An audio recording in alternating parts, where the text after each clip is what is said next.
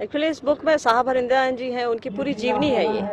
उनका पूरा जो भी आध्यात्मिक जीवन रहा उनका, बचपन से ही वो श्मशान की साधना करते थे और जो भी उनकी यात्रा है पूरे अध्यात्म की, इसका निचोड़ है।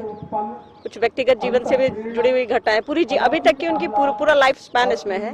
और ज्यादातर हम लोगों ने कोशिश की है कि उनके आध्यात्मिक जो उनका योगदान है और जो रास्ते उन्होंने तय किए हैं अध्यात्म में, उस पर हम लोग केंद्रित रहे हैं। तो ये उनकी जीवनी है, वरेण्य गौरव की जीवनी है। बुक लिखने की उद्देश्य था कि लोग जाने उनके बारे में। लोग तो जानते ही हैं, पर सही क्या है। कहा जाता है ना, मुंडे मुंडे बेनेता, हम कुछ बोलते हैं, सामने वाला कुछ बोलता है, मेरी बात अलग होती है, उसकी बात अलग होती है।